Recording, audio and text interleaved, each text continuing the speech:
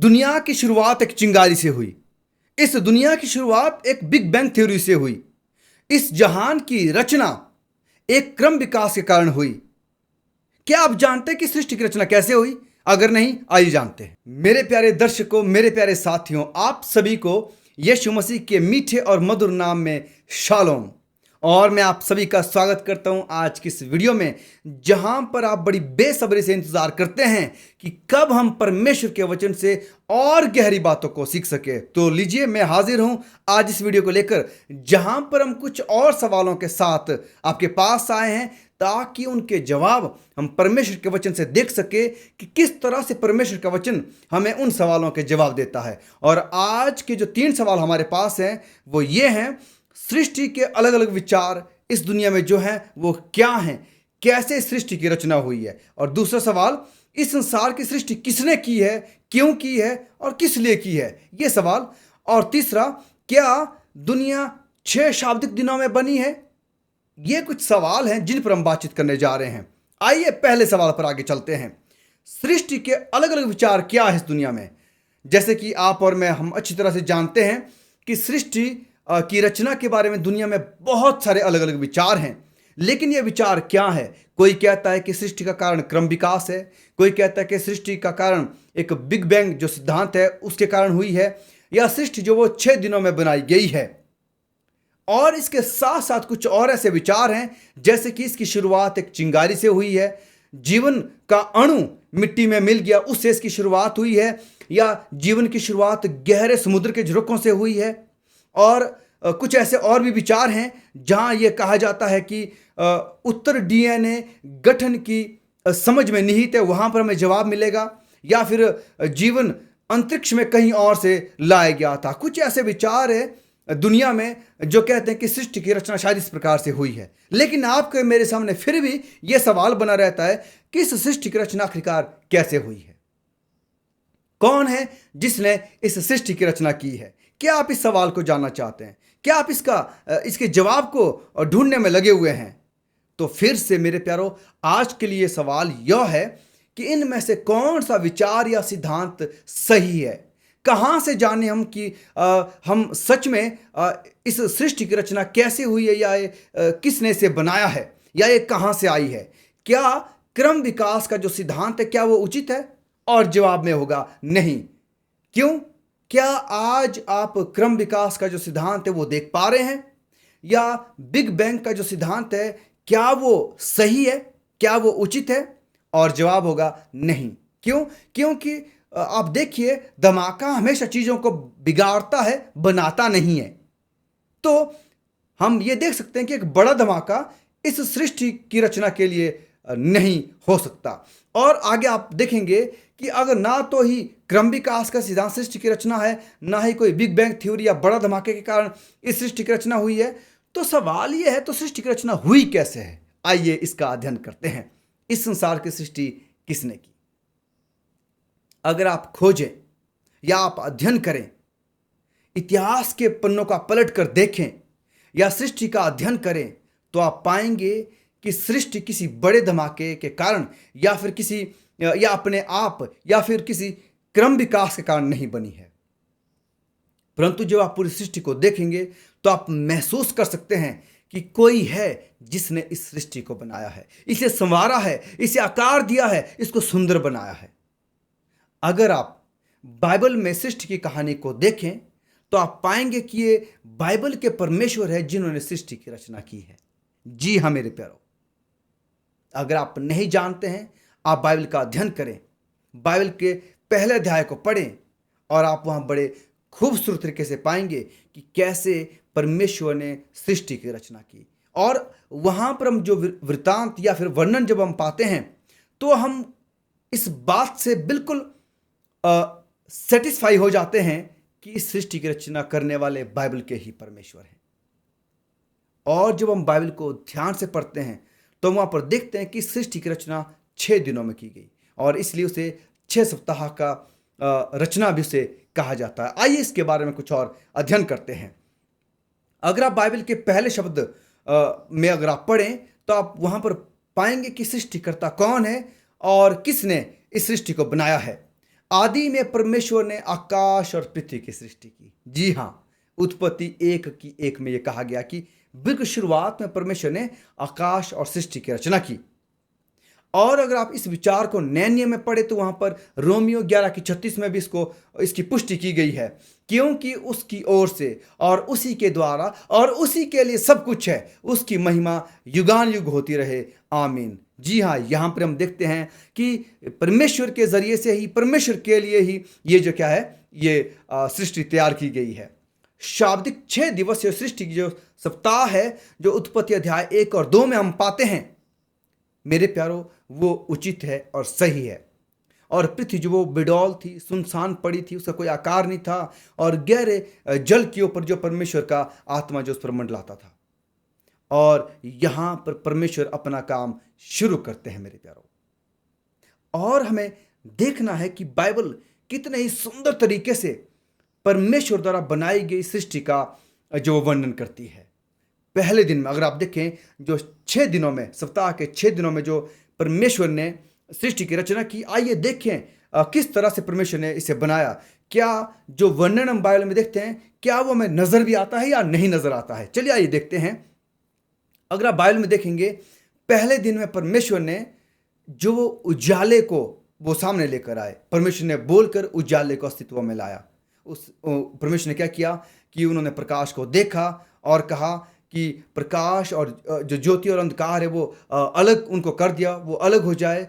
और उजाले को दिन कहा और अंधकार को उन्होंने रात का नाम दिया। जी हाँ, फिर सांझ हुई, भोर हुई, इस तरह से पहला दिन बन गया। उत्पत्ति 1:3-5 में आप पढ़ सकते हैं। ये पहले दिन में बनाया। और दूसरे दिन में अगर आप देखें, परमेश्वर ने कहा, आकाश और समुद्र की रचना उन्होंने की, बोलकर उन्होंने कहा, और उसके बीच क्या हो गया, एक अंतर आ गया, पानी को अलग कर दिया गया। और ऊपर का जो भाग उसे आकाश और नीचे के भाग को क्या कहा गया, उसको जो है आकाश का नाम दिया गया। इस तरह से आप देखते हैं कि दूसरा दिन जो वो बनाया गया। और तीसरा दिन, सप्ताह का तीसरा दिन, और जब वहां पर देखते हैं, परमेश्वर ने जो नीचे का पानी था उसको 2 भागों में कर दिया। कुछ सूखी भूमि नजर आई, और एक तरफ जो वो हम महासागर कहते हैं या समुद्र कहते हैं, वो बने। ये तीसरे दिन परमेश्वर ने किया। और साथ में क्या किया कि जो सूखी भूमि थी उस पर हर तरह की वनस्पति, पेड़ पौधे, फूल पत्तियां, सब जो वो क्या हुए, उगाए। इस तरह से परमेश्वर ने तीसरे दिन को जो है वो उसकी सांझ हुई, फिर भोर हुआ, और तीसरा दिन जो वो क्या हो गया, बीत गया। और अब चौथे दिन में परमेश्वर ने क्या किया कि जो पहले दिन में परमेश्वर ने सृष्टि की रचना की थी, यानी कि पहले दिन उजाला और अंधकार को जो अलग अलग किया था, अब उसको निरंतर बनाए रखने के लिए परमेश्वर ने क्या किया कि दिन में उजाला रखने के लिए सूर्य की जो वो रचना की, और रात में चांद सितारों को जो है बनाया। यानी कि चौथे दिन परमेश्वर ने सूर्य चांद सितारों को बनाया। अगर आप देख सकते हैं, आप उत्पत्ति 1:14-19 में आप इसे देख सकते हैं। और पांचवें दिन में बाइबल हमें बार बार ये बताती है कि परमेश्वर ने बोलकर जो इन सब की सृष्टि की, और ये बहुत सुंदर था जब परमेश्वर ने इन्हें बनाया। और पांचवें दिन में परमेश्वर ने क्या किया कि जितने भी जीवित प्राणी थे, छोटे बड़े की रचना की, चाहे हवा में आकाश में रहने वाले यानी कि जो पक्षी हैं, उन सब की क्या की परमेश्वर ने रचना की। और जो समुद्र में रहने वाले, जो रेंगने वाले जो पशु जंतु है, उनकी रचना परमेश्वर ने पांचवें दिन में की। और इस तरह से पांचवा दिन कंप्लीट हुआ। और छठे दिन में अब परमेश्वर ने जो वो ऐसी सृष्टि की जो इस सृष्टि में जिन्होंने 4 चांद लगा दिए, यानी कि जो इस सृष्टि में निरंतर बढ़ते चले गए। अगर आप छठे दिन में पढ़ेंगे बाइबल में तो आप पाएंगे कि परमेश्वर ने कहा, और छठे दिन में क्या हो गया कि परमेश्वर ने जो वो जीव जंतु थे धरती पर रहने वाले, उनको बनाया।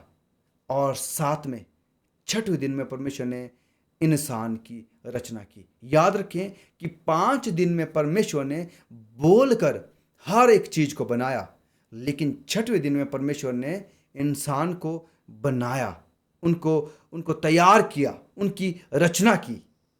जी हाँ, अगर आप पढ़ेंगे उत्पत्ति उसका 2 अध्याय उसकी 7 आयत, यहाँ पर इस प्रकार से लिखा गया है, क्या किया परमेश्वर ने जमीन से मिट्टी ली, और क्या किया उसका उसको जो है एक मनुष्य का रूप दिया, और उसको अपने जीवन का श्वास फूंक दिया, और मनुष्य जीवित प्राणी बन गया। जी हाँ, देखिए कितनी खूबसूरत बात है कि आपकी और मेरी सृष्टि किसने की है?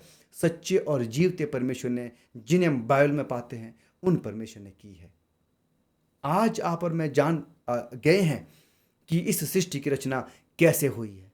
तो याद रखें, ये कोई क्रम विकास सिद्धांत नहीं है, ये कोई बिग बैंग थ्योरी नहीं है, या बड़े धमाके का सिद्धांत नहीं है, या फिर किसी चिंगारी से, या समुद्र के गहरे पानी में, या फिर किसी और तरीके से इस दुनिया की रचना बिल्कुल भी नहीं हुई है। इस दुनिया की सृष्टि, इस दुनिया का निर्माण परमेश्वर ने किया है। उन परमेश्वर ने जो आप और मुझसे बहुत आयत से प्रेम रखते हैं। और क्या किया परमेश्वर ने, कि परमेश्वर ने इंसान को अपनी स्वरूप में बनाया, अपनी समानता में उन्होंने क्या किया, इंसान को बनाया। पर साथ में हम देखते हैं कि सप्ताह में सिर्फ 6 दिन नहीं होते, सप्ताह में 7 दिन होते हैं। तो 7वें दिन परमेश्वर ने क्या बनाया, क्या किया। तो जब हम बाइबल को पढ़ते हैं और हम पाते हैं कि 7वें दिन परमेश्वर ने क्या किया, जैसे उन्होंने अपनी सृष्टि के कार्य को पूरा किया, 7वें दिन परमेश्वर ने विश्राम किया, आराम किया। इसलिए नहीं कि वो थक गए थे, पर इसीलिए कि उन्होंने जो सृष्टि को तैयार किया था उसके साथ समय बिता सके, उनके साथ वो रह सके, उनके साथ वो आनंद के पल बिता सके। जी हाँ, उसमें सारे जीव जंतु, इंसान, उन सब के साथ परमेश्वर जो वो खुशी के कुछ पल बिता सके। और इसलिए 7वें दिन को क्या किया, विश्राम दिन कहा गया, कि परमेश्वर ने जिस सृष्टि को बनाया उनके साथ वो समय बिता सके।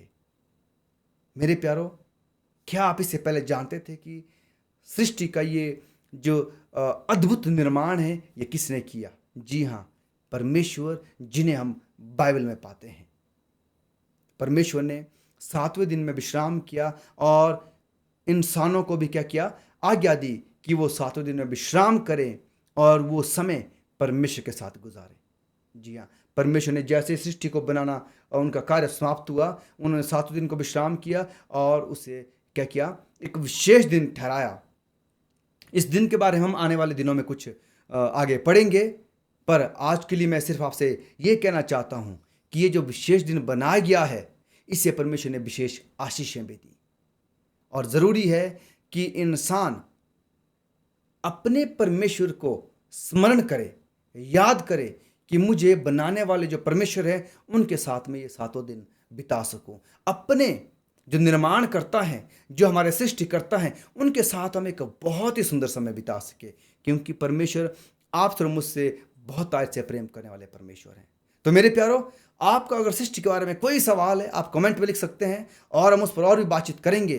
तो आज आपके जहन में जो ये बात ही, ना जाने हमें किसने बनाया, हम कहाँ से आए हैं, क्या हम बड़े धमाके से आए हैं, या क्रम विकास के जरिए से आए हैं, या किसी चिंगारी या गहरे समुद्र में हमारा निर्माण हुआ है, या हम अंतरिक्ष से आए हैं, कैसे हम इस दुनिया में आए हैं। अगर आपके विचार में कोई भी, आपके मन में कोई भी ऐसा विरोधाभास था, या कोई संदेह था, कोई शक था, तो आज हम देख चुके हैं और वो शक या संदेह दूर हो चुका है। आप इतिहास में आगे हम पढ़ेंगे कि इतिहास कैसे बताता है कि सृष्टि कैसे हुई है, या और बहुत सारी जो पुरातात्विक जो अवशेषण है वो कैसे हमें बताते हैं कि इस दुनिया की सृष्टि कैसे हुई है। तो आप इंतजार करें अगली वीडियो का, जिसमें हम और दिखाई से सीखेंगे कि सृष्टि का निर्माण कैसे हुआ है। आप और मैं, अगर हम कहें कि बाइबल के अनुसार हुआ है, तो इसके क्या इतिहास में कहा गया इसके बारे में, या फिर पुरातात्विक जो खोजें हैं वो इसके बारे में क्या कहती है, और जो बड़े विद्वान हैं वो इसके बारे में क्या कहते हैं, उसके बारे में हम आने वाले दिनों में पढ़ेंगे। और आपसे दरख्वास्त है कि आप इस चैनल को सब्सक्राइब करें, और इस चैनल में जितनी वीडियो है आप उन्हें ज़रूर देखें और दूसरे साथ ज़रूर साझा करें और आशीषित हों।